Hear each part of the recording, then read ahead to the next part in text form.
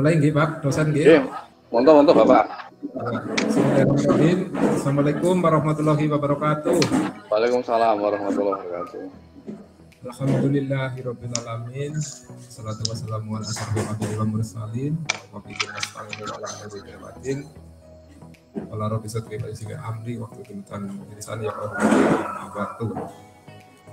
Yang terhormat Bapak Kepala Desa Bakuran, yang saya hormati Bapak dosen, Bapak dosen dari Teknik Geologi UGM Yogyakarta, Bapak Agus Hendratno,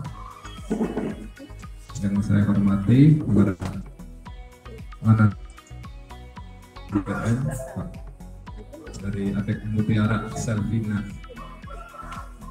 yang saya hormati kepada staf perangkat desa pemerintahan Desa Bakuran, yang saya hormati kepada seluruh rekan-rekan anggota Destana Paksi Desa Bakuran dari segala unsur organisasinya, yang saya hormati kepada semua hadirin yang berbahagia. Pertama-tama saya panjatkan puja syukur kita kepada Allah Subhanahu wa Ta'ala, yang mana bahwasanya hanya atas limpahan rahmat Allah semata sehingga kita pada kesempatan siang hari ini bisa berkumpul, bersilaturahmi, bermusyawarah dalam forum yang berbahagia ini. Semoga acara kita pada siang hari ini bisa berjalan lancar sampai paripurna nanti. Amin ya rabbal alamin. Tidak lupa sertakan salawat salam kita kepada junjungan kita Nabi Muhammad Sallallahu Alaihi Wasallam, yang mana kita harap rahmat serta hidayah besok yang mulia. Amin ya rabbal alamin. Bapak Ibu hadirin sekalian yang berbahagia, perkenalkan saya dalam kesempatan ini mewakili beliau Bapak Kepala Desa yang sedang ada tugas urgent pelayanan masyarakat di Desa Bakuran khususnya. Dengan berbangga hati saya bisa mewakili beliau pada kesempatan siang hari ini. Pertama-tama saya aturkan mohon maaf atas ketidakhadirannya beliau Bapak Kades pada kesempatan musyawarah kita siang hari ini. Untuk itu perkenalkan saya mewakili beliau. Sekali lagi saya ucapkan banyak terima kasih kepada seluruh anggota Destana Paksi Desa Bakuran yang telah hadir mengikuti musyawarah bersama. Semoga musyawarah kita pada kesempatan siang hari ini menjadikan kita tim Destana yang penuh wawasan dengan bertambahnya ilmu dan wawasan yang nanti disampaikan oleh beliau Bapak dosen yang sudah sangat mumpuninya dalam sosial kemasyarakatan di khususnya bidang penanggulangan bencana, khususnya tanggap bencana. Kami dari segenap relawan-relawan tim Destana Paksi Desa Bakuran mengucapkan banyak terima kasih atas kesempatan dan waktunya Bapak dosen untuk memusyawarahkan, memandu dan memberikan ilmu-ilmu yang belum kami dari Destana Paksi Bakuran ketahui. Dan sekali lagi saya banyak terima kasih atas kesempatan dan waktu Bapak dosen. Kami sebagai tim Destana Paksi Desa Bakuran merupakan anggota relawan yang telah dibentuk pada tahun berapa pun tahun 2020 yang sudah berjalan setahun ini, dan kami sebagai relawan tim Destana yang bernama Destana Paksi Desa Bakuran khususnya selama ini masih solid, selalu mengadakan pertemuan-pertemuan rutin di kalangan seluruh anggota tim Destana. Dengan mengadakan pertemuan-pertemuan rutin, sebagai tim Destana saling berbagi cerita masalah hal khususnya kebencanaan yang berpotensi dan yang terjadi di wilayah Desa Pakuran khususnya. Karena kami tim Desa Pakuran selama ini belum pernah berkompetensi di luar Pakuran karena Pernah di Karangbolong. Pernah diikut sertakan dalam diklat di Pantai Karangbolong khususnya simulasi penanggulangan bencana tsunami di Pantai Karangbolong. Kemarin ada beberapa anggota tim Destana Pakuran yang mewakili ke sana, dan yang mewakili tersebut telah membagikan ilmunya yang didapat kepada seluruh rekan-rekan Destana Paksi Pakuran. Dan kami seluruh warga masyarakat Desa Pakuran sangat berbangga hati karena di Desa Pakuran telah ada tim siaga tanggap darurat Destana Paksi Desa Pakuran, karena kami warga masyarakat Desa Pakuran khususnya sangat memahami keadaan fisik dan geografis desa kami yang terletak di pegunungan, di lereng-lereng bukit, yang mana kita masyarakat Pakuran sangat memahami akan resiko terjadinya bencana di desa kami, Desa Pakuran. Melihat dari situasi dan keadaan fisik desa kami, maka kami masyarakat Desa Pakuran sangat bergembira karena bila mana mudah-mudahan tidak sampai terjadi, andainya saja ada bencana di Desa Pakuran, sudah ada tim penanggulangan bencana yang sangat sigap. Semoga semuanya masyarakat dipercayakan kepada tim Destana Paksi Pakuran, dan kami sebagai relawan tim Destana Paksi Pakuran ya sangat mengapresiasi kepercayaan warga masyarakat Desa Pakuran, dan sebagai tim relawan yang siap dibutuhkan setiap saat, kami tim relawan Destana Paksi Pakuran dengan secara berkala melakukan kontrol-kontrol atau pelatihan-pelatihan. Biasanya ada berkala waktu, ada 2 bulan sekali kami melakukan pertemuan rutin kelompok Destana Paksi, melakukan pelatihan-pelatihan kerja bagaimana ilmu-ilmu yang telah kami dapatkan dari instruktur-instruktur yang telah melatih kami pelajari, kami praktekkan di setiap pertemuan, biar bila mana suatu saat ada terjadi bencana, kami sebagai tim siaga yang dipercayakan masyarakat Desa Pakuran selalu siap siaga.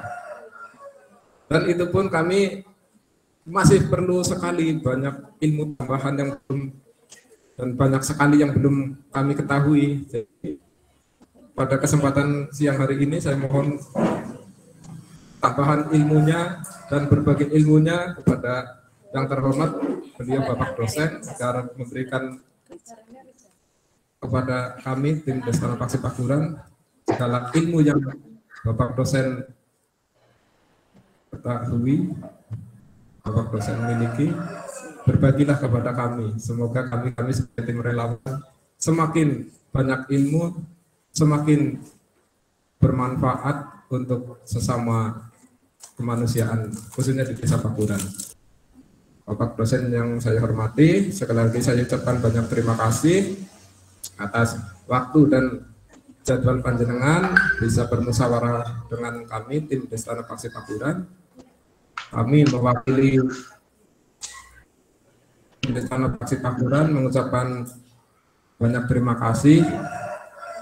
Selamat bermusyawarah dan kami siap mengikutinya sampai paripurna nanti. Kepada teman-teman Destana Paksi, semangat nggih? Semangat. Siapa kita? Ada slogan-slogan kita, jangan sampai lupa. Siapa kita? Destana Paksi.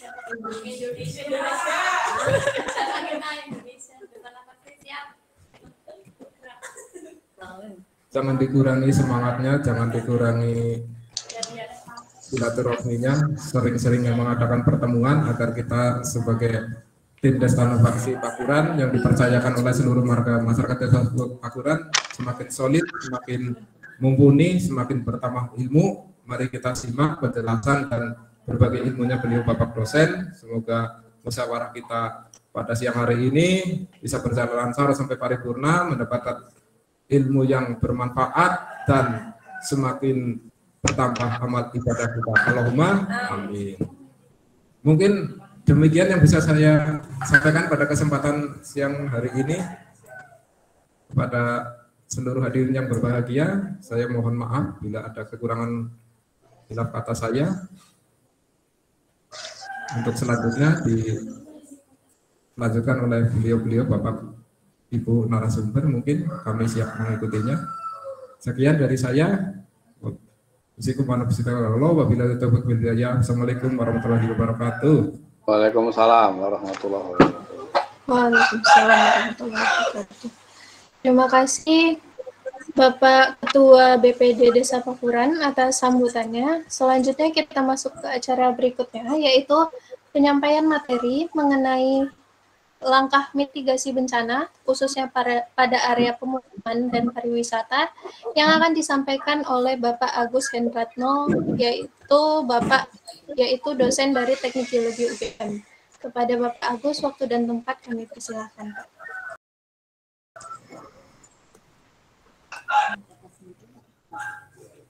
Baik, terima kasih.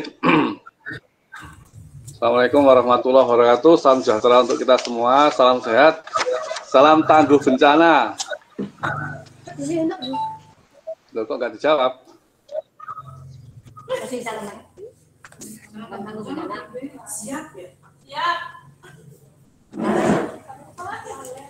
Siap. Baik. Apa PowerPoint saya bisa dilihat dari laptop atau layar di situ? Bisa lah. Bisa ya? Bisa.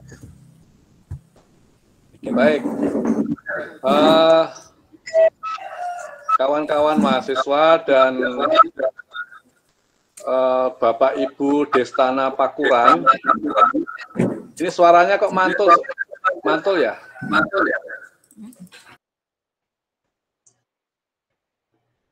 Teman-teman di aktivis Destana Pakuran, Destana Paksi, Kecamatan Buayan, Kebumen. Baik, siang hari ini saya diminta oleh Tia, mahasiswa saya, dalam rangka KKN yang KKN-nya online gitu sebetulnya. Dan sebetulnya kemarin, ya selama pandemik ini sebetulnya saya sudah sampai ke Nogoraji kemarin itu. Kebetulan saya punya kawan di Nogoraji dengan para penambang-penambang batu di area itu sebetulnya. Nah, cuman kalau Pakuran di sekitarnya kalau nggak salah. Saya biasa main ke Buayan dulu pada saat mendampingi teman-teman petani waktu menolak semen Gombong. Jadi saya yang menolak terutama, saya juga ikut menolak secara resmi dari sisi pemerintah dan dari sisi kajian AMDAL-nya itu saya tolak, sehingga saya bersama petani baik dari Nogoraji, Sikayu, Buayan, saya sering main ke sini, area selatan Pegunungan Gombong termasuk wilayah Pakuran ini. Cuman kalau desanya saya tidak hafal. Baik, dulu saya sering main di selatan Gombong, di wilayah batuan vulkanik sampai Pantai Manganti, itu untuk survei longsor di Gombong Selatan. Kalau di Batu Gamping, di Gombong tidak, tapi kalau di batuan, bukan Batu Gamping, di Gombong, termasuk wilayah Pakuran sebagian, ini juga ada potensi longsornya. Baik, jadi saya familiar kalau area Buayan ini. Yang Buayan ini memang satu kecamatan yang unik di Kebumen, di bagian yang datar itu pernah banjir, kemudian yang tinggian yang masuk kategori Pegunungan Gombong ini pernah longsor. Itu kira-kira begitu. Baik, siang hari ini saya berbagi cerita saja kepada Bapak Ibu semua tentang pengetahuan yang terkait dengan masalah tanah longsor dan mitigasi. Mitigasi itu adalah upaya untuk mengurangi resiko. Nah, jadi itu karena memang permintaan dari Mbak Tiara ke saya dalam rangka mengisi kegiatan sosial yang berbasis pengurangan resiko bencana dengan sasaran Bapak Ibu masyarakat Pakuran dan juga teman-teman aktivis di Destana Paksi, Desa Tangguh Bencana. Nah, baik.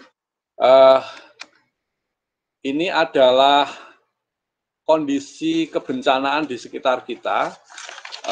Tiara memang anak geologi, tetapi yang KKN ini itu terdiri dari multidisiplin, tidak hanya bidang geologi atau teknik kebumian, tetapi ada teknik yang lain, ada prodi, program studi yang lain. Saya kira nanti saling berbagi untuk program-programnya yang bisa disupport kepada Desa Pakuran, sekalipun kondisinya online. Sebetulnya kalau kalian bisa di Jogja, sebetulnya Desa Pakuran Buayan ini itu nyaman.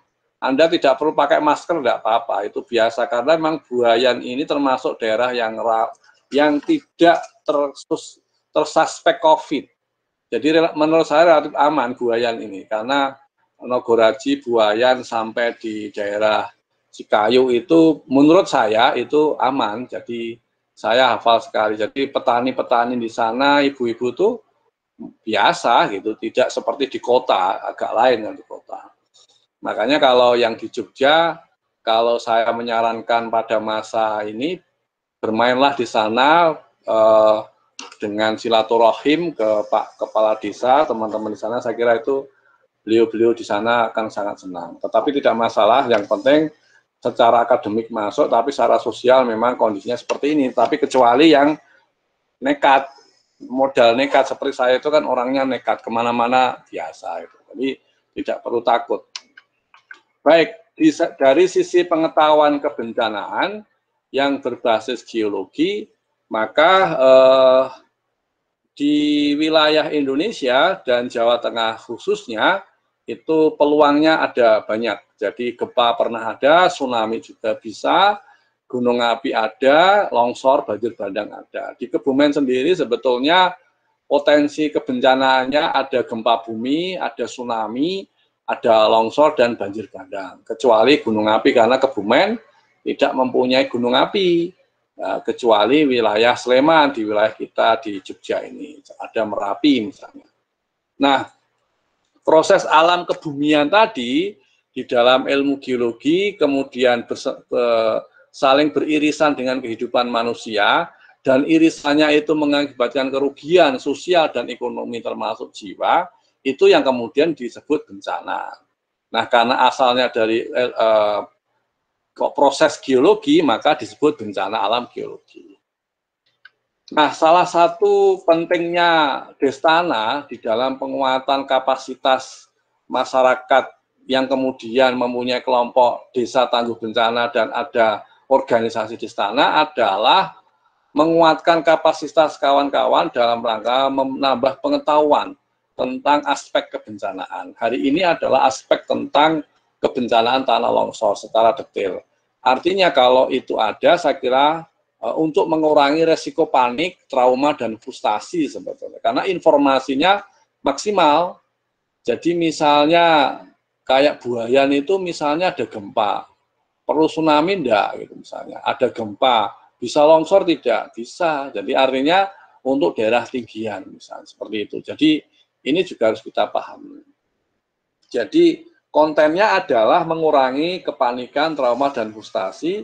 Itu menjadi tanggung jawab bersama termasuk kawan-kawan Destana di dalam acara-acara kesosial kemasyarakatan, misalnya dalam rangka tahlilan, PKK, dasawisma, kumpulan misalnya, atau yasinan misalnya, itu bisa menjadi ajang untuk menyampaikan hal-hal yang bersifat pengetahuan secara singkat sebelum aspek acara yang utama. Biasanya begitu kalau konten pengurangan resiko berbasis masyarakat lah. Masyarakatnya itu adalah aktivis-aktivis desa tangguh bencana.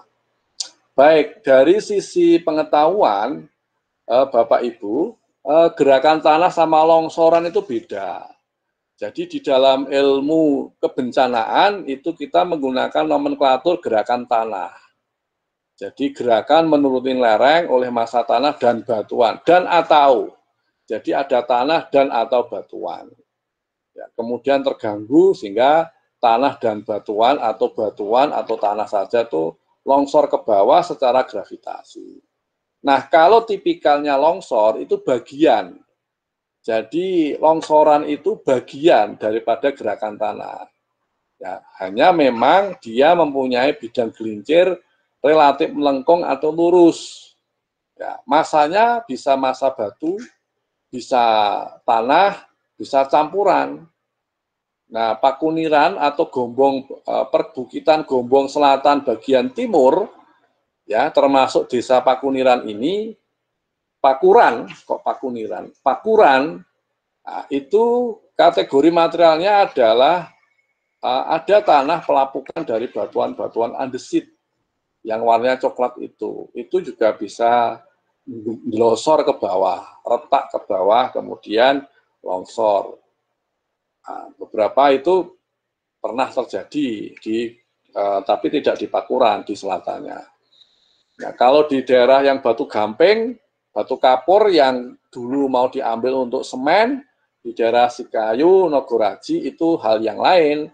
Batu kapur memang jarang terjadi longsor, tapi dia mampu meresapkan air kalau hujan, sehingga daerah-daerah sekitar Gombong bagian, perbukitan Gombong bagian timur, seperti mata air Banyumuda dan sebagainya itu banyak sekali mata air yang dikonsumsi oleh masyarakat untuk kepentingan pertanian terutama. Nah, ini yang menjadi penting. Nah, kalau dalam ilmu ini tidak perlu saya detailkan, intinya bahwa longsoran bagian dari gerakan tanah itu banyak variasinya. Itu biarlah itu untuk pelajaran anak-anak geologi saja. Tapi secara umum yang perlu dipahami oleh teman-teman Destana, bahwa longsoran itu bisa murni batuan, bisa murni tanah saja, bisa murni tanah dan batuan. Bisa campuran antara akar-akar pohon yang ikut mereteli, ya, dia runtuh ke bawah, itu juga bisa. Nah, ini gambar-gambar komik dari buku yang saya upload di PowerPoint. Kalau model ini istilahnya batuan jatuh. Ini kalau di Gombong itu di tepi pantai peluangnya, di sekitar pantai Karangbolong itu bisa ada peluang. Di jalan akses ke sungai Pantai Manganti itu juga bisa. Kalau yang ini itu di perbukitan Gombong kelihatannya tidak ada, ya jarang yang model begini. Nah, kemudian yang ini itu jarang. Kalau ini banyak di wilayah Gombong bagian utara yang berhimpitan dengan wilayah Banjarnegara dari Kebumen wilayah Karangsambung, Sadang, nah itu terus sampai ke Banjarnegara. Itu ada yang model begini. Kalau ini itu yang di model batuan yang meruntuh, ini ada di Gombong. Biasanya di daerah dekat pantai, jalan-jalan lintas selatan yang naik ke perbukitan Gombong bagian selatan, itu ada beberapa batu yang bisa berpeluang untuk longsor. Jadi yang longsor batunya, bukan tanahnya. Nah, kalau ini itu ada campuran ya, antara tanah, pohon, ya juga sedikit batu, ya banyak tanahnya turun ke bawah. Model-model seperti ini. Nah, ini yang lain, yang model begini, ini juga di Kebumen tidak banyak. Di Karangsambung ada sedikit. Kemudian yang di sini, yang model begini, ini di utara, di daerah Serayu Utara sana. Jadi dari kota Gombong ke utara. Jadi melewati mohon maaf, apa namanya? Pak. Gimana? Mohon maaf Pak, ini slide-nya baru slide pertama nggih Pak? Gimana? Slide-nya ini masih slide pertama nggih, Pak, atau sudah jalan? Sudah ganti. Oh, sudah Di ganti. sini masih slide pertama, Pak. Oke, itu berarti daya sinyalnya. Halo? Masih Ya, masih 5 gambar. Ini 6 gambar, saya pindah. enggak, masih di slide, Pak, belum slideshow, Pak. Ini sudah ada gambar hutan, kelihatan enggak?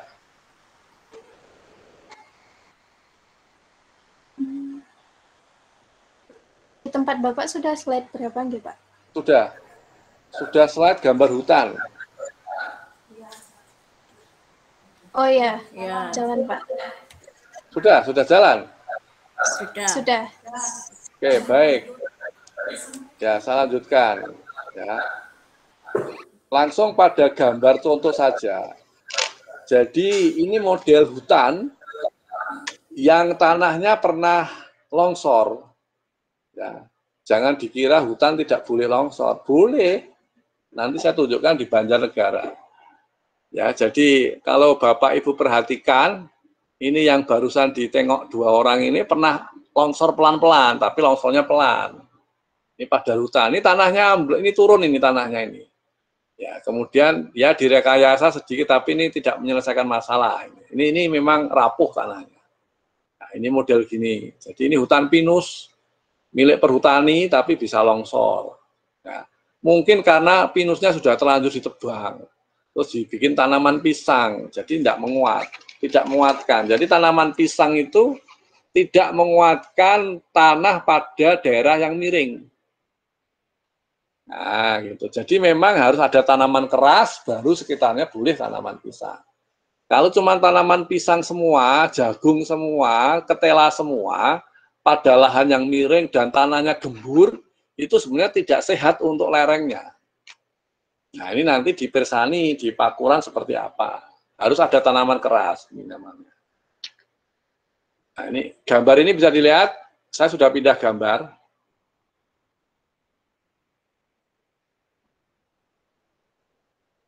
Belum, Pak, Tiara. masih slide 9.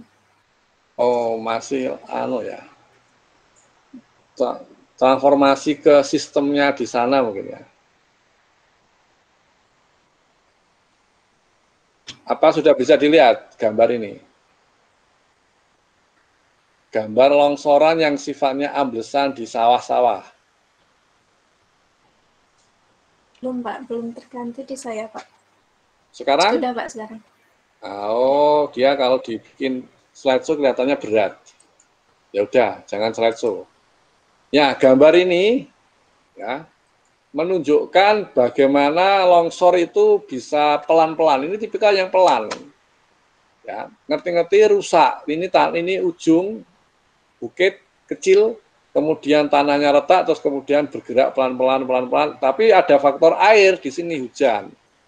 Maka 2 rumah ini kemudian di belakangnya tertutup oleh lumpur. Nah, kalau kita lihat kebetulan nggak ada batunya, tapi sebetulnya lahannya sudah terasiring ini, sudah bagus.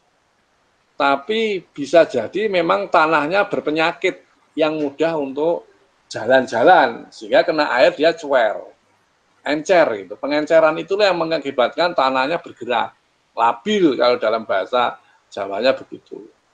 Nah, sehingga seperti ini. Ini juga model longsor yang lain. Nah, ini adalah model longsor yang batu. Jadi kalau ini tanah padas, ini batunya nempel. Nah, nempel kemudian cuil, kemudian longsor. Nah, ini jadi yang turun batunya. Nah, ini namanya rock slide. Jadi kalau di Kebumen Selatan, Gombong Selatan, yang model ini tidak ada. Nah, model begini. Ini modelnya di daerah Banjarnegara. Nah, model Banjarnegara ada model begini. Untuk Gombong tidak ada yang model begini. Nah, baik, saya lanjutkan. Nah, ini yang longsornya besar. Ini gunungnya, bukitnya harus gede dulu. Ini kecil-kecil, lihat orangnya. Ini di Jawa model seperti ini belum ada yang seluar biasa ini. Banjarnegara itu tidak sewah ini. Nanti saya tunjukkan contoh yang paling heboh di Banjarnegara. Kalau ini di Sulawesi, kalau kita lihat longsor tanahnya tidak ada batu, semua tanah berwarna merah. Ya, terus mengubur area kampung di bawahnya ini. Ya, jadi ini cuil di atas terisi air. Jadi air itu yang ikut mendorong karena banyaknya air yang pada tanah yang sudah terlanjur cuil terbuka gitu, kemudian dia mendorong ke bawah sehingga gravitasi. Nah ini yang longsornya pelan-pelan. Bapak Ibu perhatikan sawah ini tidak rata. Jadi ada bergelombang, ada pecah-pecah. Ini sebetulnya tanahnya labil. Nah ini bergerak. Seharusnya kalau dia bagus seperti ini, tanggulnya, galeng-galengnya. Tapi kalau ini tidak, jadi ini kayak melaku gitu ya. Di bawahnya itu, pelan-pelan ada air, terus dia bergeliat gitu, terus turun ke bawah. Sehingga kalau ini ada rumah di atasnya, itu gampang rusaknya, tidak membahayakan. Kalau model seperti ini, gerakan tanah ini tidak mematikan. Dia hanya merusak konstruksi pondasi. Tapi kalau ini bisa menguruk, jadi menimbun rumah, terkubur. Nah, kalau materialnya besar. Kalau ini tidak, ini slow, pelan-pelan. Jadi ya paling pondasinya rusak, kemudian dapur dengan rumah induk bisa terpisah, gitu. Misalnya begitu, kamar mandi dengan rumah bisa terpisah karena dia terus pecah. Nah, kira-kira itu. Nah, kalau saya grafiskan, ini harus begini. Jadi ini hujan, ya, ibaratnya yang hitam ada tanah gembur, kemudian air hujan itu bisa mendorong pada tanah yang sudah retak. Maka ini longsor. Nah, jadi seperti itu. Kalau longsor ya, saya bicara longsor. Ya, artinya untuk meniteni, titennya itu di sini sebelumnya harus peluangnya rembesan, ini air. Ada rembesan dari hujan, kalau misalnya Bapak Ibu ngonangi 1, 2, 3 hujan, 3 jam hujan, biasanya kalau kaki-kaki tebing yang tanahnya ada gembur, ada padas, ini merembes, jadi bukan mata air, rembesan. Nah bisa jadi lereng ini sudah sakit, sudah stroke, sehingga dia death-nya, sudden death-nya nunggu dorongan ini maksimal. Tapi kalau cuma rembes saja, dia sudah stroke, tapi belum tentu longsor, tergantung kekuatan air yang sudah masuk di dalam tanah untuk mendorong. Maka kalau dalam orang Jawa bilang, untuk dititeni, jadi titen. Kalau udan petang jam, 4 jam, kok ada rembesan, di kaki-kaki lereng, misalnya di sini rumah gitu ya. Nah, ini rembesan ini menjadi indikator, tanda-tanda.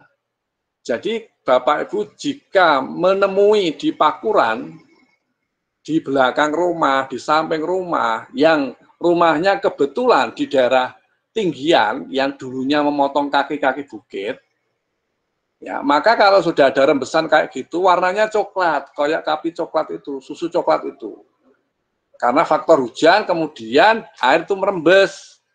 Maka disarankan untuk menghindar dulu. Jadi evakuasi mandiri.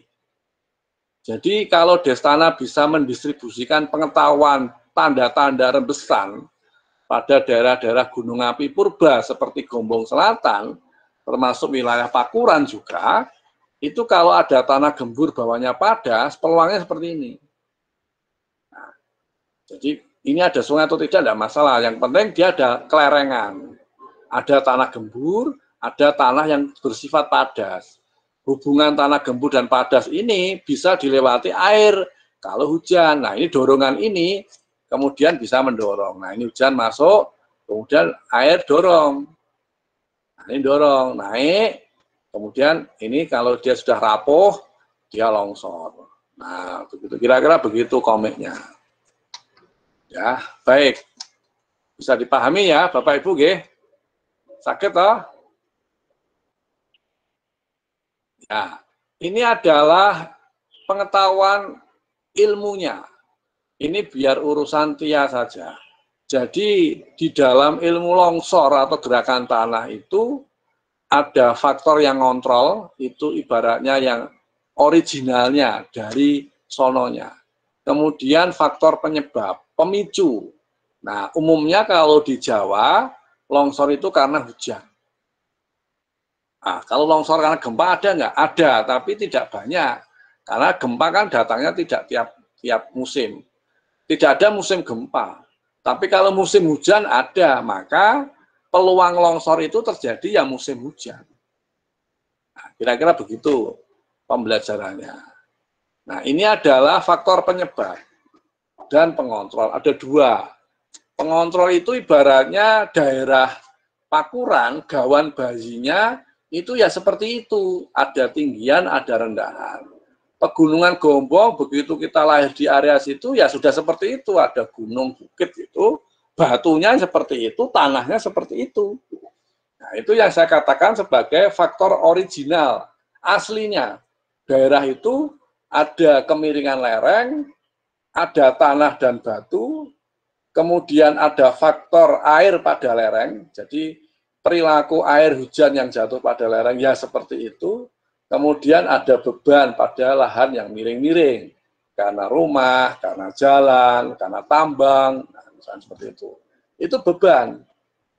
Nah, kemudian yang memicu itu adalah yang faktor eksternal dari luar. Pertama kali hujan. Hujan ini, apalagi kalau hujan ekstrim, ini faktor yang memudahkan. Getaran itu kalau gempa. Kalau di Jawa yang pernah ada longsor karena gempa, contohnya di Sleman. Ya, gempa Bantul Jogja 2006 itu pernah menimbulkan longsor besar di wilayah Prambanan di sebelah tebing Breksi kalau Bapak Ibu pernah main wisata ke Jogja terutama di wilayah Sleman. Nah, erosi sungai itu bisa. Ya, beberapa daerah yang erosi sungai, ini contohnya di Sungai Loulu Kebumen di daerah Karangsambung, daerah Seruweng sana itu Sadang, bisa ada erosi, tebing sungainya longsor, rumah di sekitar tebing ikut longsor. Nah, sungai Loulu itu termasuk sungai besar yang dari Sadang itu sudah mengerosi. Nah, aktivitas manusia itu adalah penambangan galian C atau batuan. Ya, di daerah Pakuran, Nogoraji, atau mungkin di Pegunungan Gombong, yang bukan batu kapur, yang bukan di daerah Sikayu, agak ke selatan, ya itu banyak penggalian batu andesit dan tanah uruk untuk konsumsi urugan, ya untuk proyek-proyek bangunan itu banyak.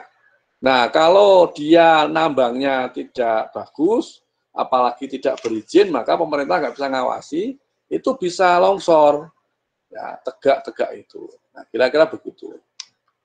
Nah, ciri-ciri daerah itu akan bergerak. Jadi ini contohnya, nanti kira-kira di Pakuran ada enggak? Tebing curam, ada batuannya terpotong-potong. Atau tebing curam, ada bongkah-bongkah batu, dan tanah yang mudah lepas. Nah, tebing tersusun massa tanah dan batuan yang mudah lepas. Ini kalau bahasa Kebumen, tanah gembur. Ya. Kemudian bukitnya gundul, itu juga bisa. Sekarang bukit yang lebar juga bisa. Tanahnya gembur, ini tanah-tanah semua gembur. Jadi memang kalau ciri khas tanah gembur itu gampang. Jadi kalau hujan ada tanah miring, sedikit tanamannya, sedikit vegetasinya, ya. Kemudian hujannya deras, bawahnya langsung ada air yang mengalir, warnanya coklat. Jadi erosinya kencang sekali. Jadi erosi itu partikel-partikel tanah lepas bersama faktor hujan, kemudian dia mengalir semaunya. Tergantung di sekitar itu ada lereng atau tidak. Terus batuannya miring. Nah, kira-kira itu cirinya. Nah, ini ada enggak di Pakuran? Kalau saya lihat itu ada. Awal bergerak. Nah, ini ada rembesan air. Nah, tadi muncul retakan lengkung. Retakan pada bangunan atau jalan. Jalan rusak, pecah. Di kaki tebing itu juga indikasi untuk longsor. Nah, apa yang harus dilakukan? Nah, kalau Destana mau gotong royong, saya sarankan kalau ada kejadian longsor di Pakuran, itu jangan sekali-kali melakukan penolongan korban longsor atau meminggirkan tanah-tanah longsor di jalan di saat masih ada gerimisnya. Jadi biarkan gerimis itu selesai, baru kita kerja bakti membersihkan tanah longsor di tepian jalan atau di rumah yang terlanjur kurugan longsor. Nah, jadi jangan sampai kita sedang kerja bakti membersihkan tanah longsor di jalanan, tapi gerimis, ngerti-ngerti, tanah longsor yang di atas belum selesai, longsor lagi, sing kerja bakti kurugan tanah longsor, korban jiwa. Itu juga berkali-kali BPBD sudah sering mengkampanyekan itu, dan saya kira BPBD sudah terlatih. Teman-teman di istana perlu paham bahwa kalau kita evakuasi korban longsor, itu idealnya dikala tidak ada hujan yang jatuh di area yang sudah terlanjur longsor. Jadi suasananya kering, tapi longsor sudah terjadi. Tapi kalau gerimis, hujan apalagi ya kita harus hati-hati, tidak boleh evakuasi. Hanya orang-orang terlatih yang untuk evakuasi, yang model-model nekat itu, ya dengan tali, dengan pertimbangan, ya dengan perkiraan tebingnya masih aman atau tidaknya, mereka membuat pertimbangan di saat dia akan evakuasi dikala masih hujan. Nah itu. Kalau sudah terjadi tanda-tanda tiang listrik miring, ya jalan-jalan pecah, pondasi rumah sudah pecah, rembesan ada, sebetulnya kondisi itu sudah mengalami sakit, lerengnya sudah sakit, tapi tidak mati, nah, sudah sakit. Nah, maka kalau ada hujan terus, maka bagaimana membuang air hujan di sekitar rumah-rumah yang di kaki-kaki lereng itu. Nanti ada contohnya. Kemudian bambu-bambu dilubangi untuk pada tebing-tebing yang miring untuk jalannya air. Nah, kemudian kalau ada rembesan, air bercampur lumpur, ini segera tinggalkan lokasi. Ini kondisinya kalau untuk evakuasi mandiri. Jadi kesadaran untuk menghindar itu berdasarkan pengetahuan yang diambil untuk menghindar sendiri. Tidak perlu diinstruksi dari ketua destana. Nah, jadi kalau ada pemahaman ini sudah bagus, mereka menghindar sementara. Nunggu baru ada penglihatan langsung dari mereka yang sudah terlatih dari destana atau dari BPBD. Seperti itu. Nah, gejala awal. Nah, retak. Ini retak. Contohnya retak, nanti ada contohnya. Ada amblesan tanah. Ada lereng yang sedikit menggembung. Ini nggak bisa dilihat kalau ini. Nah, ada pohon-pohon tiang listrik miring. Bangunan, ya kalau bangunan retak pondasinya biasa. Suara gemuruh dari lereng biasanya ada yang longsor di tengah hutan gitu. Yang belum sampai ke kampung, belum. Kalau kita bisa peka, terusnya air sungai tiba-tiba keruh, nah ini juga tanda-tanda. Nah ini contoh retak. Ya, Bapak Ibu perhatikan gambar yang pojok ini. Saya besarkan. Ini jalan, ini rumah. Rumahnya bagus-bagus. Tapi jalannya retak. Nah, ya dia turun. Ini ada penurunan tanah 2 meter. Ini termasuk gerakan tanah. Tipenya apa? Penurunan. Jadi ambles. Tapi ini retak. Nah, seandainya hujan terus berlangsung gimana, Pak? Ini hujan terus berlangsung ini ya langsung hanyut. Bukan hanyut ya, akhirnya turun lagi, rusak. Model ini itu di Banjarnegara banyak. Di daerah Pejawaran.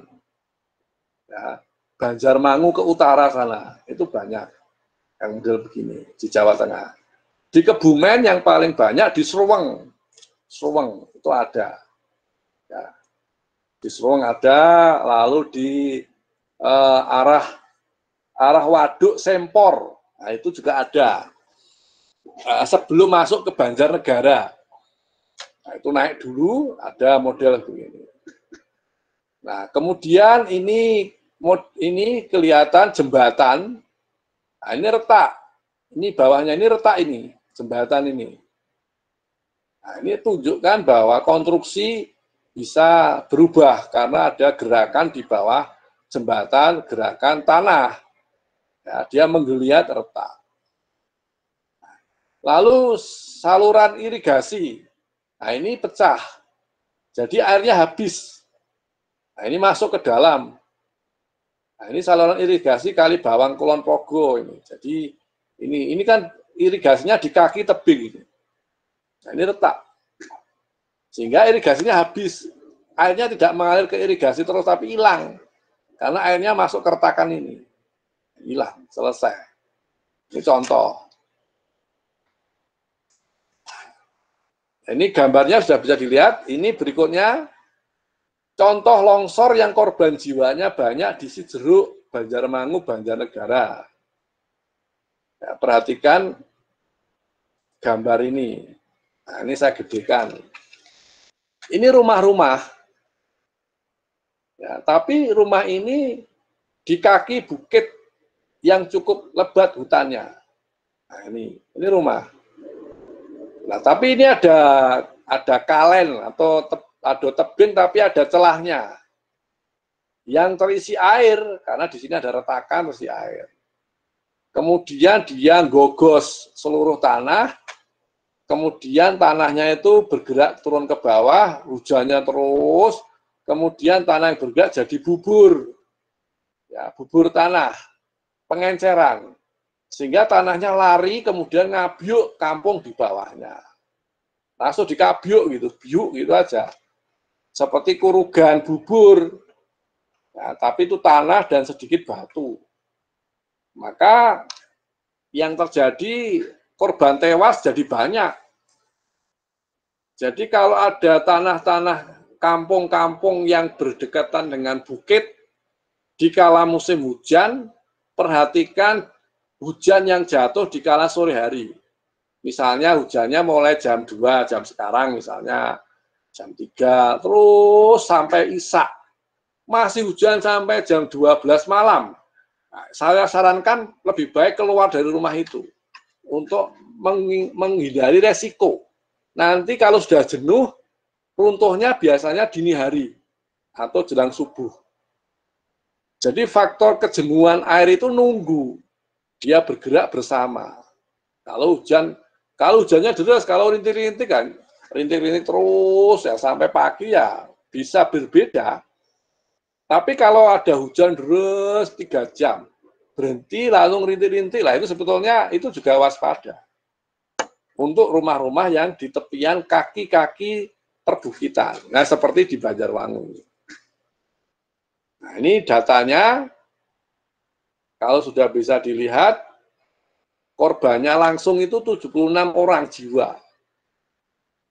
Yang hilang keseret longsor itu 13 orang. Yang mengungsi 606 jiwa. Yang gagal panen, totalnya 2 juta lebih meter persegi. Gagal.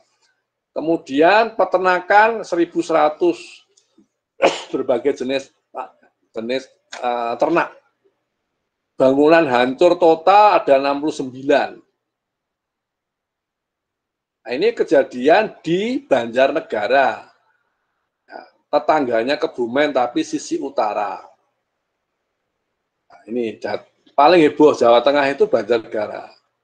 Ya, kalau Kebumen sih tidak. Walaupun dulu zaman bupatinya Bu Rusri Ningsih, beliau pernah ketemu saya waktu longsor di Sruweng, itu nangis-nangis itu. Pak, gimana ya Pak, nasihati warga saya, mesake carane ngatasi longsor gimana. Awal, jadi Bu Rusri Ningsih waktu menjabat Bupati Kebumen. Saat itu, ya, saya sudah berinteraksi dengan beliau pada saat beliau tentang longsoran ini di wilayah Kebumen. Terutama yang khas dulu adalah Sruweng dan Karangsambung yang paling terkenal pada saat itu, dan daerah Sempor sana. Nah, ini adalah gambar nyata dari pengetahuan yang bersifat teknis. Saya tunjukkan bagaimana hutan yang lebat itu bisa mengakibatkan longsor. Jadi bukan salah hutannya, tapi jangan sampai bahwa yang longsor itu hutan gundul saja, tidak. Bahwa sekarang hutan-hutan yang lebat bisa longsor, bisa. Jadi faktornya tidak hanya hujan dan hutan, tetapi di bawahnya hutan ini ada tanah batuan yang apa? Mudah retak atau tidak. Nah, ini menjadi peluang untuk terjadinya longsor. Nah, contoh yang nyata itu Banjarmangu. Bapak Ibu bisa lihat hutan ini tidak ada yang gundul karena ini hutan alam. Tapi di tepian hutan ini adalah kampung warga karena memang ini hak milik. Kalau ini sudah hutan milik negara. Nah, kalau sudah longsor itu bekasnya seperti ini. Nah, ini jalan air ini. Ini kalau gelontor bahaya. Ya, media ini. Nah, ini yang terkubur. Nah, terkubur. Nah, ini daerah puncak Banjarmangu. Bapak Ibu kalau bersempatan main ke Banjarnegara, dari kota Banjarnegara tembus ke arah Batur, ke Dieng, nanti akan lewat namanya daerah Banjarmangu. Pasti ketemu area ini. Ya, daerah ini gunungnya terkenal khas. Pejawaran, ya, kemudian Pakuniran, ini kan Pakuran, ya, Pakuniran. Ya, sampai di Kali Bening, tembus turun sampai ke wilayah Pekalongan. Nah, itu pasti ketemu area ini. Nah, ini hutannya lebar. Nah, kalau saya detailkan, nah ini contoh. Jadi ini hutannya nggak ada yang gundul, bagus, rapi. Tetapi padasnya itu retak-retak. Lah, ini setelah tersingkap. Artinya di sini yang kita pelajari adalah kehati-hatian punya rumah di tepi tebing-tebing walaupun hutannya lebat, tapi rumah itu, kampung itu berada di kaki tebing. Maka pemahaman tentang air rembesan tadi menjadi penting secara kesadaran masyarakat pada umumnya. Tidak harus ahli sebetulnya, sehingga nanti teman-teman Destana dengan pengetahuan ini secara titen, kalau di Pakuran ada kampung-kampung atau RT atau beberapa rumah terpisah-pisah, tapi di bawah tebing, nah itu menjadi pelajaran untuk kita memberikan pemahaman yang baik, ya, tidak menakuti tetapi memberikan pelajaran. Toh potensi longsor itu terjadi karena hujan. Jadi kalau tidak hujan tidak apa-apa. Kalau ada hujan ya mengungsi sementara. Cara niki NU nunut urip sedilok ke tetangganya yang ramah, yang aman dari kemiringan. Nah, misalnya seperti itu. Nah, ini gambar peta, ini urusan peta-peta, urusannya Mbak Tia ini. Saya kira ini penting, tapi kaitannya dengan area Pakuran. Ya. Sebetulnya Pakuran itu kalau Tia untuk KKN bisa jadikan pemetaan daerah yang rawan longsor. Tapi kamu harus masuk ke area ini, tidak bisa online, harus secara fisik. Kamu harus lihat asli Pakuran itu sendiri. Ya, itu bisa mempelajari area ini dari kategori longsornya kayak apa. Nah, ini daerah ini, yang merah-merah ini kampung ini, bekas longsoran. Nah, ini gambar-gambar masa lalu. Ya, baik. Ini kalau dimodelkan, ya ini longsor, kemudian turun ke bawah. Ini adalah ilmu grafisnya. Ya. Nah, ini foto-foto saja, saya tunjukkan beberapa hari setelah longsor, kami datang ke sana menghasilkan gambar-gambar seperti ini. Ini hutan lebat, ini ada lembah huruf V, gitu kan. Ini adalah rempah-rempah hasil hancuran rumah-rumah yang korban longsor. Kemudian, nah ini juga, ini daerah yang pelarian longsor, ini warga sana yang rumahnya hilang, lalu dia nonton saja, sudah seperti lapangan penuh dengan lumpur hasil longsoran dari Gunung Raja di sini. Ini adalah gambar retak, perhatikan, retakan seperti ini sampai membuat beda tinggi. Nah, ini jalannya jadi ambles kira-kira 20 cm. Ini ada ambles 5 cm. Ini ambles 3 cm. Ini ambles itu. Nah, seperti ini. Ini juga kalau dalam konteks bina marga, proyek-proyek jalan, jadi kasihan kalau menghadapi jalan-jalan seperti ini. Jawa Tengah itu nomor 1 yang model begini itu Banjarnegara sama Purwodadi. Ongkos untuk memelihara jalan itu luar biasa tingginya karena kondisi alamnya memang tidak begitu baik. Ya kalau diintervensi dengan teknologi mahalnya minta ampun, bisa tapi mahal. Ya itulah urusan pemerintah itu. Nah ini adalah contoh longsor dan banjir bandang. Kalau di Pakuran, Gombong tidak ada. Tapi sebagai pengetahuan kita, longsor di gunung itu bisa mengakibatkan banjir bandang di hilir. Nah, kalau misalnya di gunung, contoh di Kebumen sih tidak ada yang signifikan. Kalau toh itu ada, sebetulnya potensi itu ada di Loulo. Tapi Loulo itu kalau longsornya gede di Sadang, Karangsambung, sampai kota Kebumen itu lembahnya Loulo itu dalam sekali. Jadi agak susah. Model-model ini ada di Jawa Timur banyak. Karena Jawa Timur beberapa kota itu dekat dengan sungai-sungai besar yang berhulu di puncak-puncak gunung. Ini adalah pondok pesantren, ini sebelah kanan, yang dihampiri banjir bandang dan longsor, batunya masuk. Batunya, tanahnya silaturahim ke pondok pesantren. Lantai 1, habis. Ini di tepi sungai. Nah pertanyaannya, waktu kehantam banjir bandang dan longsor ini, pondok pesantren ini sudah kosong, nggak ada santri dan guru ngajinya. Nah ini mau saya cerita untuk pemahaman kearifan lokal. Jadi kiai sepuh yang ada di sini, itu sudah hidup lama, hidup di tepian sungai di Jember.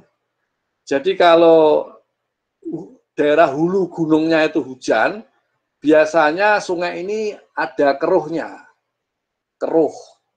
Nah, pada saat siang hari itu si kiai yang sepuh tadi melihat air itu keruh, tapi ada kerikil-kerikil yang ikut bergerak. Jadi deres, kita deres. Tapi belum banjir, tapi deres. Tapi wilayah yang kena korban banjir bandang ini tidak kena hujan. Ya, daerah masih di atas sana. Lalu instruksinya kiai tadi, segera menginstruksikan seluruh santri dan guru ngaji dan keluarga para guru ngaji itu untuk menghindar. Jadi evakuasi, dia berduyun-duyun dari jam 3 sore sampai jam 4:30. 1,5 jam dia mengosongkan ini. Nah warga-warga itu pada bingung, Pak Yai sama gurunya kemana? Ngungsi, ngungsi tidak ada apa-apa kok ngungsi, ya udah. Jadi berdasarkan pengalaman Pak Kiai tadi, kemudian dia menjauh dari sungai ke rumah masing-masing atau ke pondok yang lain yang dianggap untuk menampung santri-santri dan guru ngaji. Jadi kosong. Begitu jelang maghrib tiba-tiba air bah datang. Bilang keras, batu-batu bergerak, batu seukuran Yaris, seukuran Innova itu bisa turun ke bawah. Kemudian mampir ke pondok dan rumah-rumah sekitarnya dan habis dihantam. Nah, selamatlah. Jadi pondok ini dengan ratusan santri selamat dari kearifan lokal seorang kiai melihat fenomena alam. Nah, saya berharap bahwa teman-teman Destana Paksi bisa melihat fenomena alam ketika hujan jatuh di wilayah pegunungan atau perbukitan Gombong yang masuk Pakuran. Nah, itu intinya kalau ada rembesan-rembesan situ itu minimal warga-warga yang rumahnya masih di bawah tebingan-tebingan di perbukitan di Pakuran itu bisa menghindar sementara. Nah, ini gambar, ini adalah mahasiswa saya dulu. Ini saya lupa namanya. Begitu banjir bandang longsor di Jember, tim UGM turun ke lapangan untuk membantu mempelajari karakter. Nah, si kawan ini, murid saya ini kerja di KPK sekarang, di Kementerian Keuangan, terus kemudian pindah KPK. Jadi ada anak geologi kerja di KPK, bagian penyidikan kasus-kasus yang berbasis sektor pertambangan, tapi yang bermain angka-angka yang tidak tepat. Nah ini, jadi dia staf di sana. Ya, jadi pengetahuan geologi untuk dia tahu praktek-praktek tambang migas yang keliru juga tahu, yang tidak sesuai dengan aturan main, sehingga diduga memberikan peluang penyalahgunaan anggaran untuk dikorupsi. Jadi ini itu makanya geologi bisa kerja di KPK, bisa kalau mau, tapi resikonya juga besar. Nah ini adalah tinggian banjir bandang yang kena korban ini, rumah-rumah ini. Perhatikan temboknya, tinggian, ini depannya sungai ini. Kalau kita perhatikan banjir itu sudah melompati jalan, tepian, kemudian rumah itu setinggi ini. Ya, kira-kira sudah 2 meteran, ya, tingginya ini. Artinya ini yang rumahnya terhantam batu, ini lumpurnya masih tersisa. Jadi banjir ini besar. Nah, ini ukuran batu-batu yang turun dari gunung, yang gelap di belakang sana adalah gunung di utara kota Jember yang masih hujan. Nah, batu-batu ini dari gunung bisa turun sampai begini. Kebumen tidak ada seperti ini. Ya, seandainya ada itu peluangnya kecil hanya di Sungai Loulo. Tapi ada sungai di sebelah timur pegunungan Gombong, di daerah Buayan, itu tidak mempunyai pola seperti ini, agak lain, sungainya agak lain, ya, karena dia tidak berhulu pada gunung api. Nah ini Jember iya.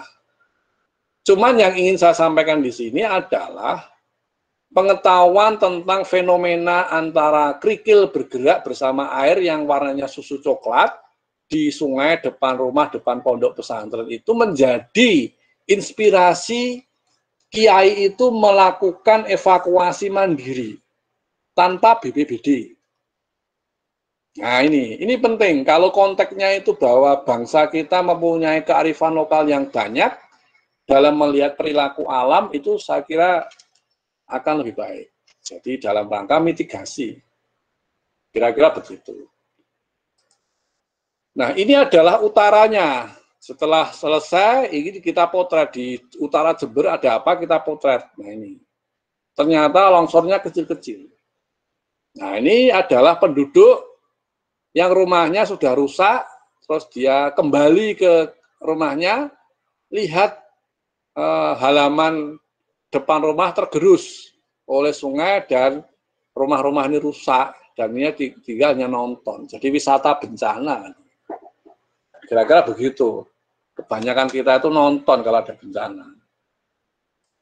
Nah ini antisipasi bencana gerakan tanah sebelum terjadi. Nah ini. Jadi kenalilah lereng di Pakuran.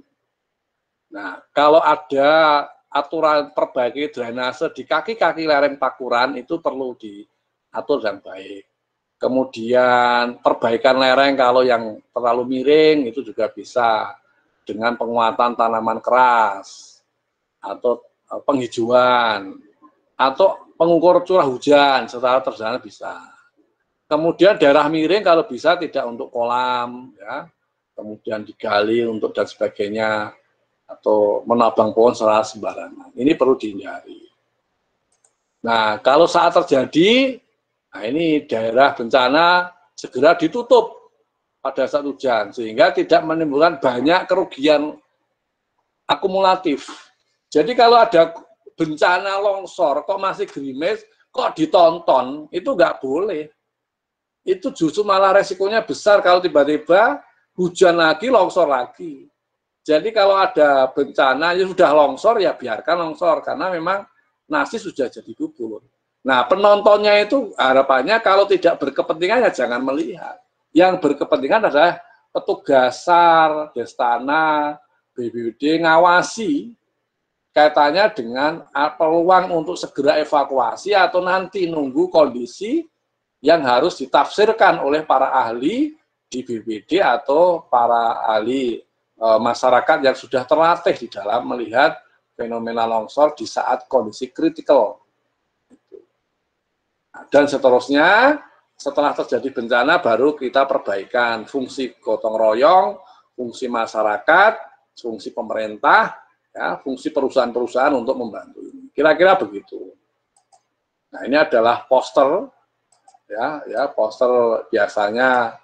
Kalau gambar-gambar ini biasanya paling mudah dikenalkan oleh warga, juga anak-anak didik di sekolah SD. Saya kira Tiara bisa mengadop ini untuk model sosialisasi yang berbasis pembelajaran jarak jauh. Baik, Bapak Ibu, kira-kira begitu yang saya sampaikan. Kalau ada hal yang kurang, saya mohon maaf. Barangkali ada diskusi dari Bapak Ibu, dipersilahkan. Terima kasih.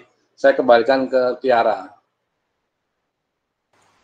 Baik, terima kasih Pak Agus atas penyampaian materinya. Semoga sangat bermanfaat untuk kita semua ya.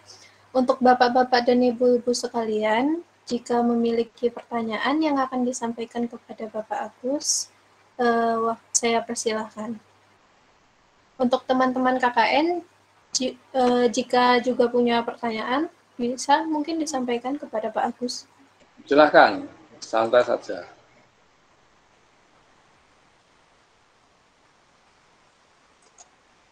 Mungkin sambil menunggu pertanyaan, saya dulu nih Pak yang nanya. Boleh nggak Pak?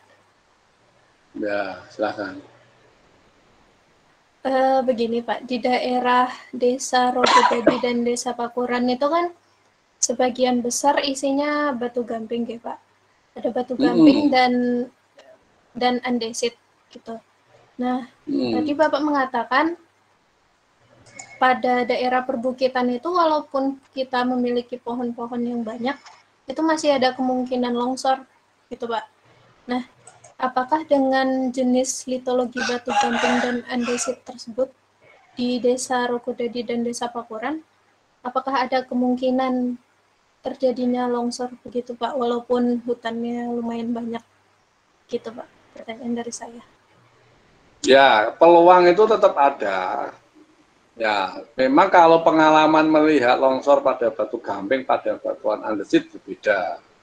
Kalau Pakuran itu saya persisnya mungkin seperti Nogoraji sama Sikayu. Batu gamping, kalau batu gamping sih tidak terlalu riskan, karena batu gamping agak berbeda. Karena pelapukan batu gamping agak susah. Beda dengan andesit ya, lapuk itu atau breksi itu mudah, tanahnya tebal, sehingga dia peluangnya longsornya ada. Nah, Pakuran itu sama Nogoraji memang banyak batu kapurnya. Nah, jadi agak berbeda tingkat stabilitas material untuk turun ke bawah. Kira-kira itu. Tapi juga semua tergantung hujan ya. Hujan sama penggunaan lahan di sekitar. Karena kalau hujan-hujan tipikalnya yang ekstrim-ekstrim seperti kemarin NTT bisa longsor begitu banyak, nah, itu tipikal seperti itu. Ingat bahwa Buayan itu daerah Kebumen Selatan yang berdekatan dengan pesisir. Jadi kalau misalnya tipikal-tipikal siklon yang dari Australia itu bisa sampai samudra Indonesia, mendekati perairan Indonesia, taruhlah sampai kita kira 12 mil sampai 50 mil, itu impact hujannya bisa sampai Kebumen. Nah, sebagaimana dulu waktu Gunung Kidul bisa banjir itu kan orang tidak pernah menyangka.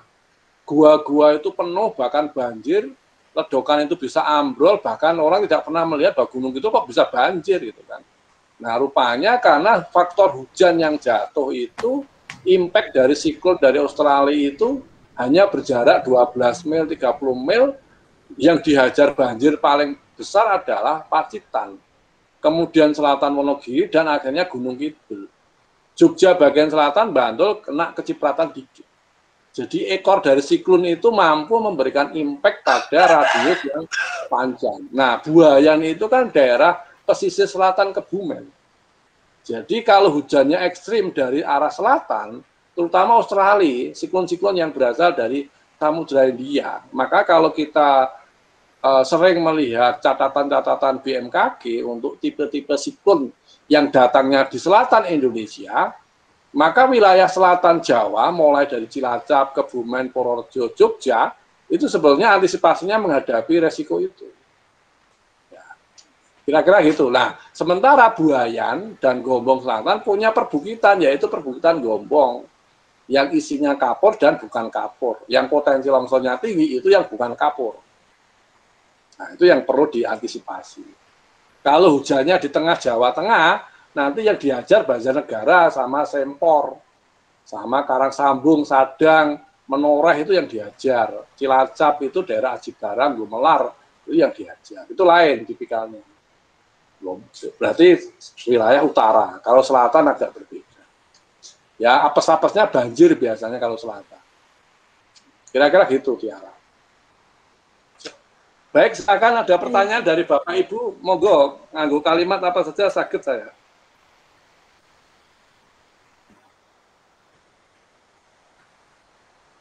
Halo? Ya, Silakan. monggo kepada Bapak Ibu apabila ada pertanyaan. Dengan senang hati bisa saya berbagi pengetahuan. Silakan. Ibu-ibu dari Dharma Wanita, Dasa Wisma, PKK maupun Destana yang hadir di ruang ini. Monggo kalau ada pertanyaan silahkan. Atau dari Bapak Ibu perangkat desa yang hadir, barangkali ada yang bisa didiskusikan atau ditanyakan.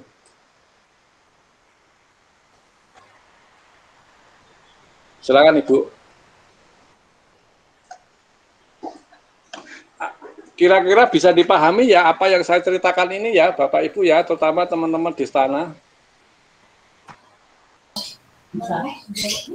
Ya Pak. Sakit ya?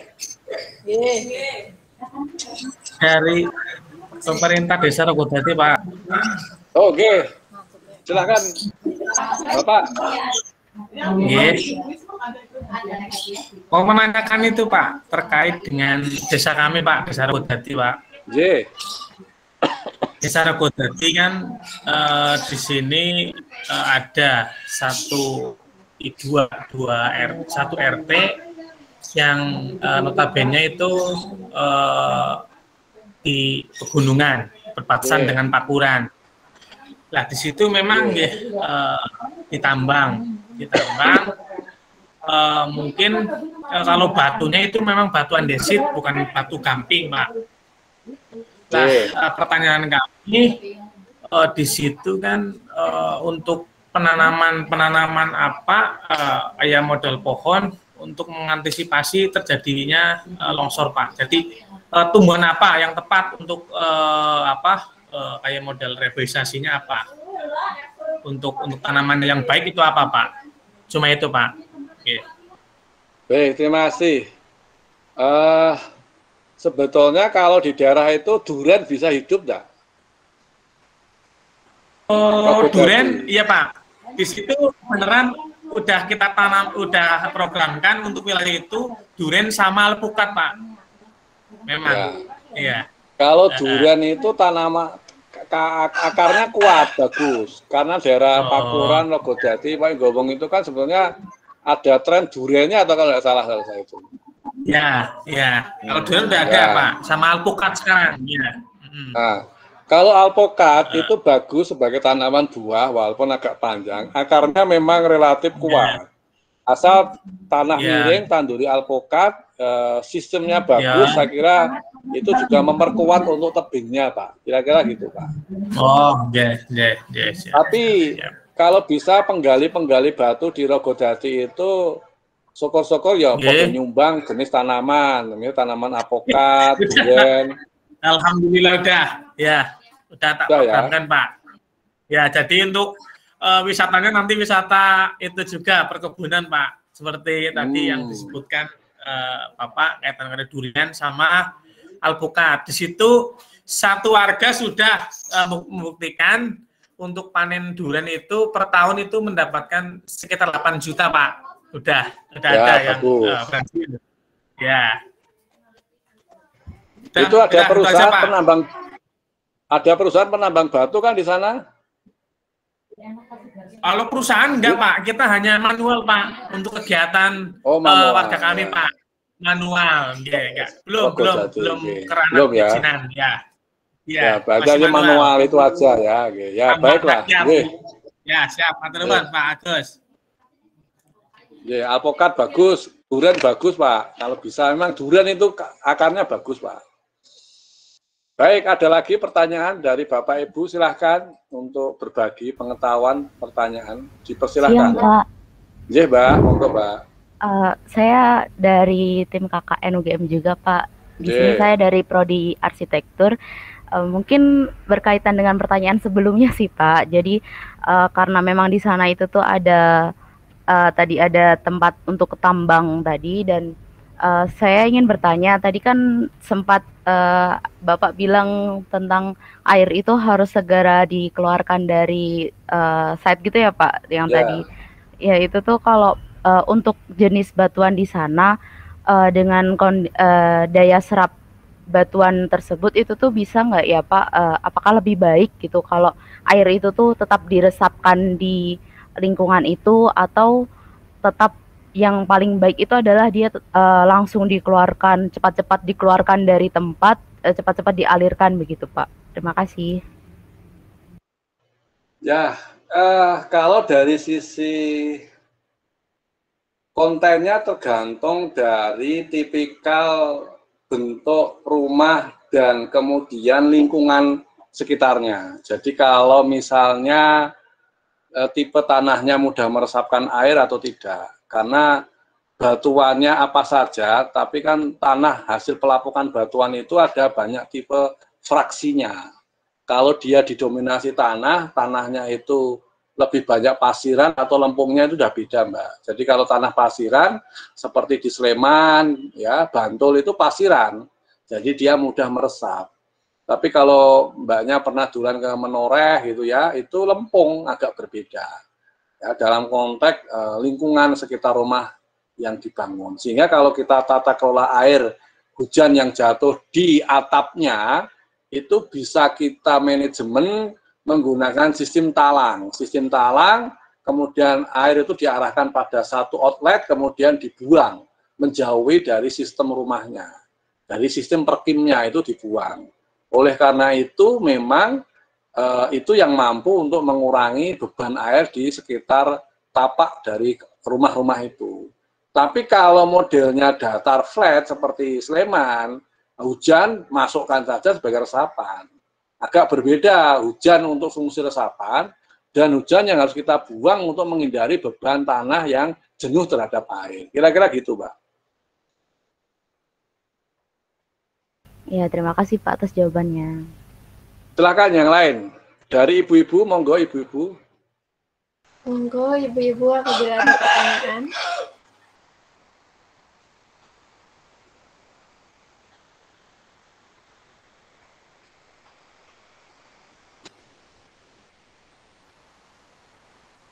Silahkan, halo. Gimana, sudah cukup kira-kira? Mbak Tia, kalau memang sudah kira-kira secara konten bisa dipahami dengan baik, ya saya kira apa yang saya sampaikan barangkali untuk beliau-beliau Bapak Ibu dianggap cukup, ya cukup mungkin.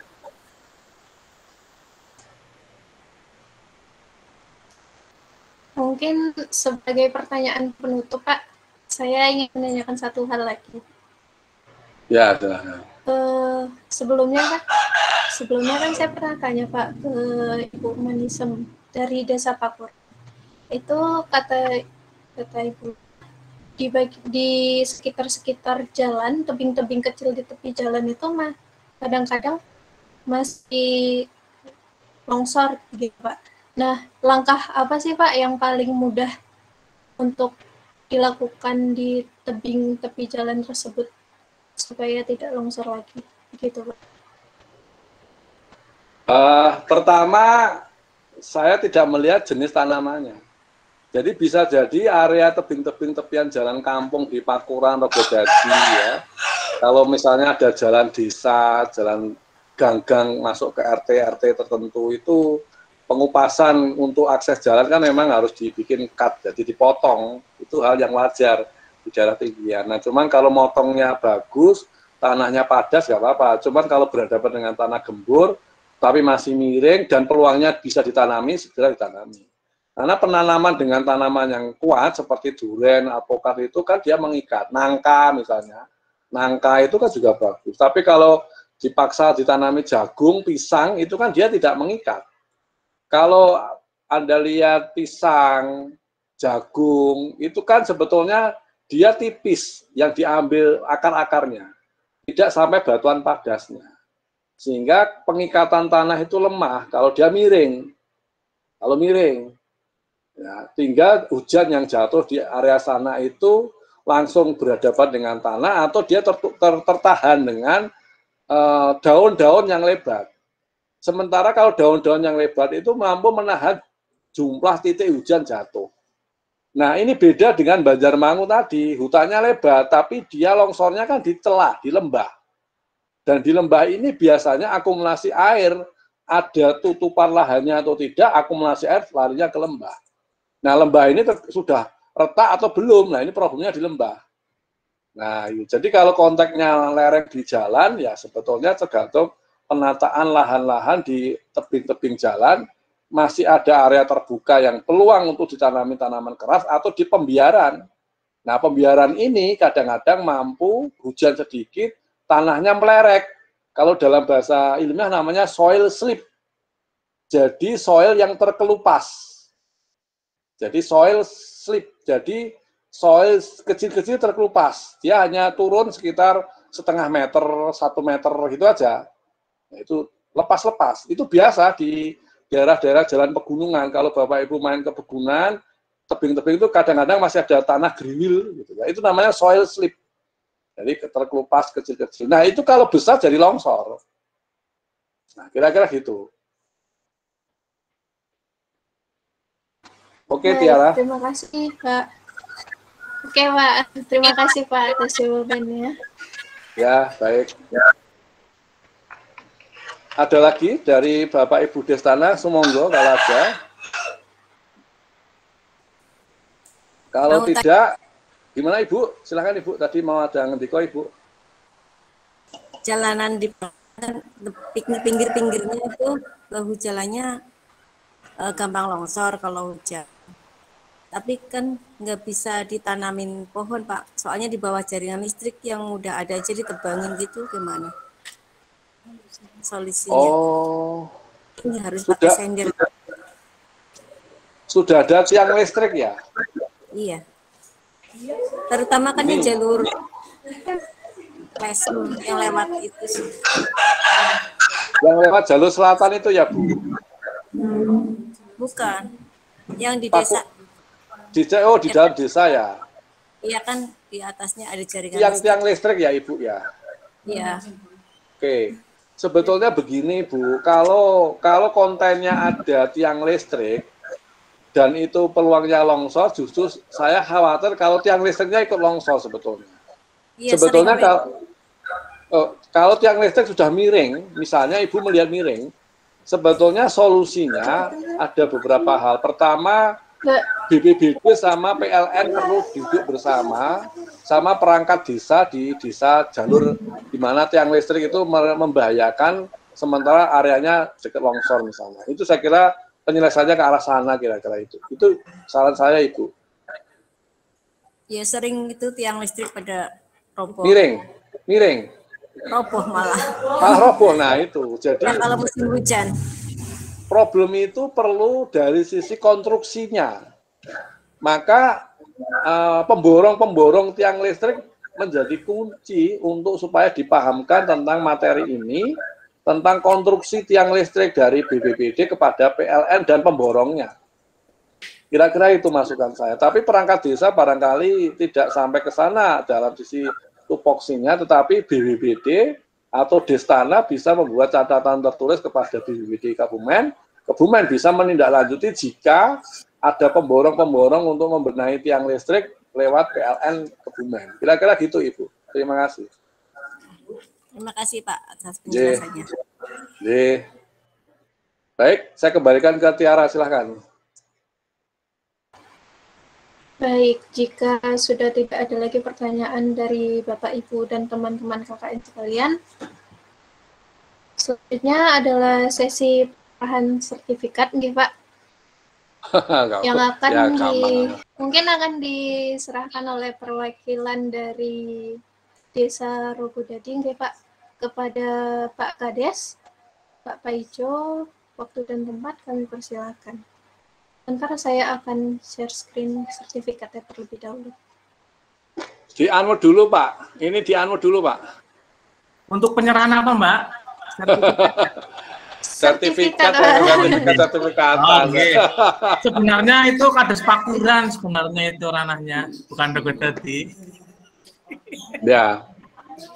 Agak apa-apa, Tiara, nggak perlu formal-formalan, Tiara. Ini kan sebenarnya kegiatan sosial. Langsung aja ya, Mbak. Iya, monggo, Pak. Ya. Bismillahirrahmanirrahim. Assalamualaikum warahmatullahi wabarakatuh. Waalaikumsalam, Mas. Yang saya hormati kepada Bapak Agus Hendratno, ST, MT. Ya, beserta pemerintah desa dari Pakuran dan anggota dari KKN UGM untuk Pokja dari Desa Rogodadi dan Pakuran terutama. Pertama-tama marilah kita panjatkan puja dan puji syukur kehadirat Allah Subhanahu wa taala yang mana pada kesempatan sore hari ini kita bisa melaksanakan Google Meet tentang sosialisasi tanggap bencana pada area wisata dan pemukiman. Mudah-mudahan semua yang sudah Zoom meeting tadi berjalan dengan lancar, tidak ada suatu halangan apapun. Amin Allahumma. Amin. Salawat serta salam kita aturkan kepada junjungan kita Nabi Agung Muhammad Sallallahu Alaihi Wasallam yang kita tunggu-tunggu syafaatnya dan pertolongannya besok di Yaumul Qiyamah. Amin Allahumma. Yang pertama, saya selaku saking pemerintah Desa Rogodadi mengucapkan banyak terima kasih, terutama untuk KKN UGM yang sudah melaksanakan KKN di desa kami dan Desa Pakuran. Mudah-mudahan semua yang melaksanakan KKN di desa kami dan Desa Pakuran dapat berjalan dengan lancar dan dapat menjadikan manfaat bagi warga desa kami. Ya. Dan selanjutnya mengenai tadi sosialisasi tanggap bencana, terima kasih sekali Bapak Agus yang sudah memberikan beberapa materi. Alhamdulillah, mudah-mudahan dapat bermanfaat khususnya bagi desa kami dan Desa Pakuran. Dan di sini kami selaku pemerintah Desa Rogodadi sebenarnya tidak bisa memberikan suatu apa-apa, Pak. Hanya memberikan terima kasih yang sebesar-besarnya. Mudah-mudahan amal baik Bapak Agus dapat diterima oleh Allah Subhanahu wa taala. Amin Allahumma. Dan selanjutnya mungkin berkaitan dengan sertifikat, mungkin itu dari anak-anak UGM, Pak, bukan dari kami, Pak. Iya. Oke, sugeng sonten Pak Kades Pakuran, nggih. Sugeng sonten, nggih. Niki Pak Kades Pakuran sudah hadir, Pak. Nggih, matur nuwun Pak Kades. Mungkin sertifikat itu bukan kami, Pak, yang memberikan, tapi bukan memberikan yang mengasih, tapi anak-anak UGM yang punya inisiatif.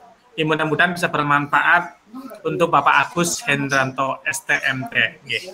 Mudah-mudahan dapat bermanfaat, Pak. Nggih. Oke, mungkin dari kami, Pak, hanya itu yang bisa kami sampaikan. Terima kasih sekali materinya tadi. Mudah-mudahan bisa bermanfaat bagi kami dan khususnya warga desa kami dan Desa Pakuran. Akhiron, billahi taufiq wal hidayah. Assalamualaikum warahmatullahi wabarakatuh. Waalaikumsalam warahmatullahi wabarakatuh. Itu Mbak Pakuran ada sedikit menyampaikan sepatah dua kata itu, Pak. Dipersilakan. Iya, monggo. Monggo, Pak Partin. Di-unmute, Pak Partin. Nah. Di-unmute dulu. Ya. Ya. Mak, gua minta ini belum, Mak. Kameranya.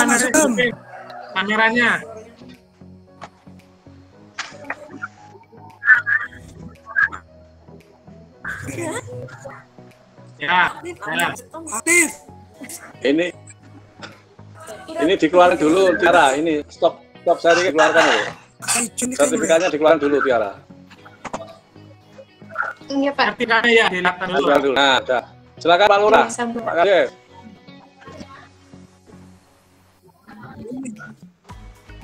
Monggo. Monggo, Kades. Monggo, Terima ngerti kok. kasih. Nggih. Jadi saya minta lambat. Nggih. Iya. Salam.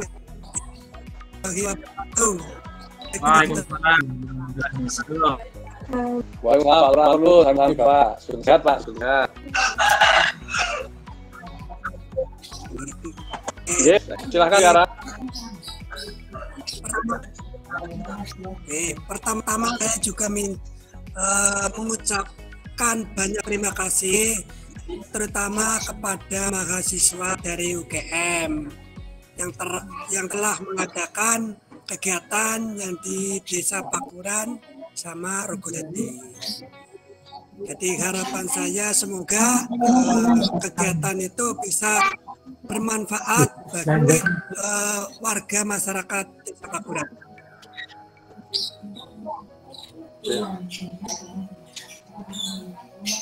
Sudah. Oke, Pak. Terima kasih, Pak. Terima kasih kepada Bapak Kades sekalian. Mungkin sesi terakhir nih Pak, kita foto bersama dulu sebagai kenang-kenangan. Oke, ya. Ya, teman-teman KKN boleh dihidupkan kameranya sebentar ya. Siap, ya.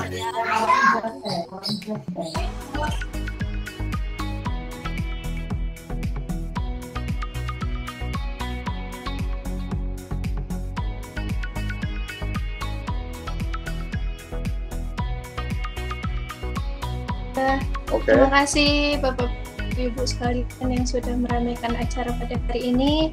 Terima kasih Bapak Agus Hendratno sudah menyempatkan waktunya untuk bagi bersama warga-warga Desa Pakuran dan warga Desa Rogojati. Baik, acara kita berakhir di sini. Terima kasih semuanya atas partisipasinya. Saya tutup acara kita pada siang hari ini. Assalamualaikum warahmatullahi wabarakatuh. Waalaikumsalam. Waalaikumsalam warahmatullahi wabarakatuh.